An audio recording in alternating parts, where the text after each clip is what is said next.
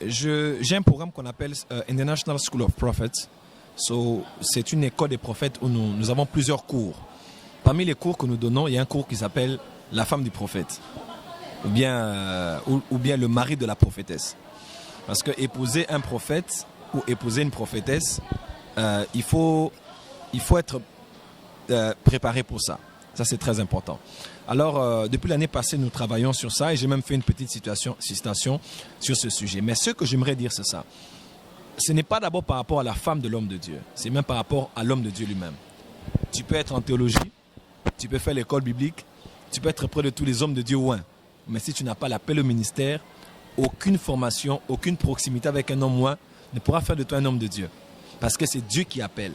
Tu dois avoir l'appel, tu dois avoir été destiné à être un homme de Dieu.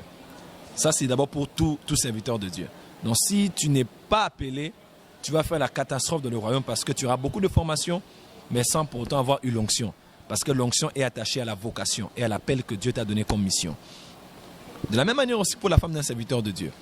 Tu peux être une femme d'un serviteur de Dieu parce que tu peux être proche de tous les mamans pasteurs, être proche de toutes les femmes des hommes de Dieu puissantes. Tu peux suivre une formation de comment être la bonne femme d'un homme de Dieu.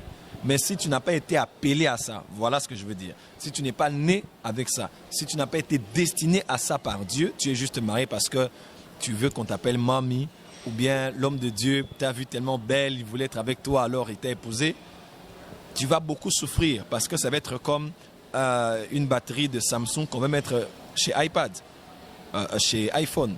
Vous voyez un peu? Donc c'est incompatible parce que ça n'a pas la même nature. Ce sont tous des téléphones de très bonne qualité, mais il y a incompatibilité parce que ça n'a pas été conçu pour ça.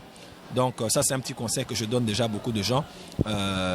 Voilà. Serviteur de Dieu, prends le temps de prier avant de te marier, de peur d'épouser une femme qui n'est pas prête à supporter ton appel.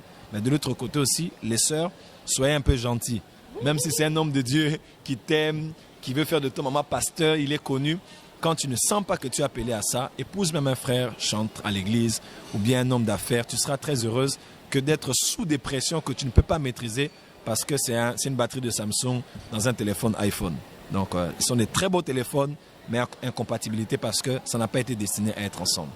Donc, voilà un peu ce que je peux dire. Mais, même si tu es appelé à être la femme d'un serviteur de Dieu, à part ça, il faut aussi être formé.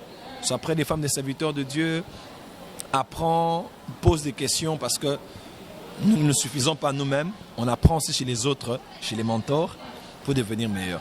Voilà un peu ce que je peux dire.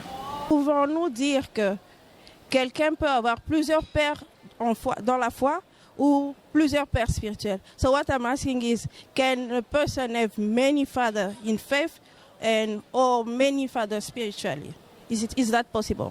Bon, dans l'église aujourd'hui, il y a un petit souci, c'est que il y a beaucoup de termes, hein? Père de la foi, père spirituel, mentor, coach. Je crois que ce sont des jargons qu'on a dans le monde évangélique, mais que vous ne verrez pas forcément dans certains milieux comme catholiques, comme protestants, vous ne verrez pas ça. Mais dans les quelques définitions que je peux donner, le père de la foi, c'est celui qui vous a emmené dans la foi en Jésus. Celui qui vous a prêché la bonne nouvelle, c'est celui qui vous a participé au premier pas dans votre vie chrétienne. Votre père de la foi peut être aussi votre père spirituel. C'est-à-dire qu'il peut être aussi le pasteur de votre église, celui qui est à la tête d'une organisation dont vous êtes soumise. Et voilà, un père de la foi, c'est celui en général qui vous amène à la foi, qui vous amène en Jésus. Il peut aussi avoir contribué au premier pas de votre vie chrétienne. Voilà. Mais de deux, le père spirituel, c'est en général celui qui est à la tête de l'église au cadre dans laquelle vous êtes. Ça, c'est de manière basique. Votre pasteur est votre père spirituel, celui qui vous nourrit et qui rendra des comptes à Dieu par rapport à votre âme. Le mentor, maintenant, c'est un maître. Mentor, c'est maître, c'est celui que vous avez pris comme modèle. L'apôtre Paul a dit, si vous pouvez avoir plusieurs maîtres, mais vous pouvez avoir seulement un seul père. Et c'est moi votre père. Donc, le père, on en a un. Le père de la foi, on en a un. Mais les maîtres, les mentors, on peut avoir plusieurs. Parce que vous êtes là, par exemple, madame, vous êtes journaliste, vous écrivez des livres, mariée, mère des enfants, femme d'affaires, patron de chaîne de télévision, par exemple. C'est ce que je vous souhaite aussi. Peut-être que c'est une prophétie.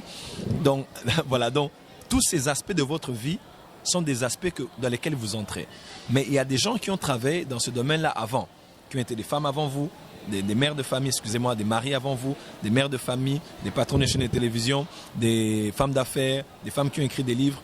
Vous pouvez prendre une personne dans chaque domaine qui peut devenir votre modèle. Donc, par exemple, moi, j'ai un mentor dans celui qui écrit. Un mentor, ce n'est pas forcément quelqu'un que vous rencontrez personnellement. Ça peut être quelqu'un de loin. Par exemple, tu prends T.D. Jakes, tu aimes bien ses livres, tu dis, je vais commencer à faire mes livres comme lui. C'est un mentor, c'est un maître, c'est quelqu'un qui vous inspire, c'est un modèle pour vous. Le coach, maintenant, c'est différent. Un coach, par exemple, je chante à la chorale d'une église. Mon mentor, c'est Donnie McKirkin, avec qui j'étais à Djobo d'ailleurs, Donnie McKirkin. Mais mon coach, c'est le responsable de la chorale. Le responsable de la chorale, ce n'est pas mon modèle. Mon modèle, c'est Donnie McKirkin, c'est mon mentor. Mais mon responsable de la chorale, c'est lui qui me coach tous les jours. Technique vocale, ceci, cela. Donnie McKirkin ne fait pas ça pour moi. Mon coach de la chorale n'est pas mon modèle. D'ailleurs, il ne chante pas bien. Mais c'est lui qui me coach.